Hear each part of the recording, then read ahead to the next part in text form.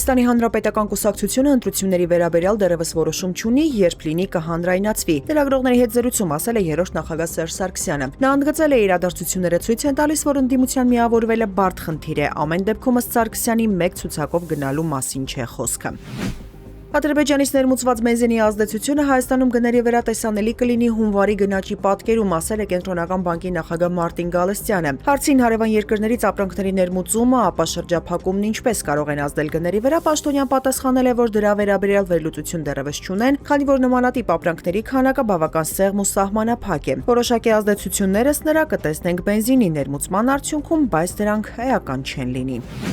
Հայաստանի ավիաոլորտը Եվրամիության սև ցուցակից դեռևս դուրս չի գա, քանի որ նոր խախտումներ են հայտնաբերվել, հայտարարել է տարածքային կառավարման եւ ենթակառուցվածքների նախարար Դավիթ Խուդատյանը։ 2025 թվականին իրականացված աուդիտն արձանագրել էր, որ մի քանի տարի առաջ իրականացված հիմնական խոշոր աուդիտի ժամանակ արձանագրված 40 թերությունները վերացված են, բայց ի հայտ են եկել նոր թերություններ, որոնց շտկման ուղղությամբ Քաղավիացիայի կոմիտեն աշխատում է։ Թերությունները տարբեր բնույթ ունեն, որոշ դեպքերում ըստ Խուդատյանի նաեւ օրենսդրական եւ կառուցվածքային փոփոխություններ են անհրաժեշտ։ Հայկական բոլոր ավիաընկերությունները թռիչքների անվտանգության եվրոպական սև ցուցակում են հայտնվել 2020 թվականին։ Ոստիկանության Երևան քաղաքի վարչությունում Օպեր Լիազորի կողմից քաղաքացուն ծեծելու եւ հայհոյելու դեպքով ծառայողական քննություն է նշանակվել, հայտնել է ներքին գործերի նախարարության մամուլի խոսնակ Նարեկ Սարգսյանը։ Համացանցում տարածված տեսանյութում երևացող ծառայողի լիազորությունները կասեցվել են, հավելել է նա։ Տեսանյութը տարածած լրագրողի տեղեկություններով ոստիկանական բաժանմունքում քաղաքացուն խոշտանգողը քրեական ոստիկանության Օպեր Լիազոր Հայկ Հակոբյանն է։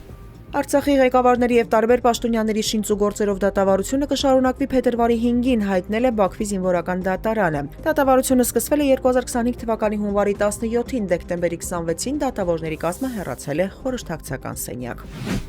Իրանի գերագույն հոգևոր առաջնորդ Այաթոլլահ Ալի Խամենեիի ավագ խորհրդականը հերքել է պնդումները, թե Իրանը ծրագրում է հարստացված ուրանը տեղափոխել արտասահման։ Նա հավելել է, որ դրա համար որևէ պատճառ չկա։ Ալի Շամխանին շեշտել է 60% մակարդակի հարստացումը նախատեսված չէ ռազմական նպատակների համար եւ որ Իրանը նման մտադրություն չունի։ Այնուամենայնիվ ըստ նրա ուրանի հարստացումը կարող է 60%-ից կրճատվել մինչեւ 20% Միացյալ Նահանգների հետ հնարավոր միջուկային բանակցությունների շրջանակում, բայց միայն որոշակի պայմանների բավարարման դեպքում։ Ըստ Շամխանի Իրանին ներկայացված առաջարկները պետք է լինեն ոչ սպառնալից, ողջամիտ եւ զերծ ամբարտավանությունից կանխելու համար աղետալի հետևանքները։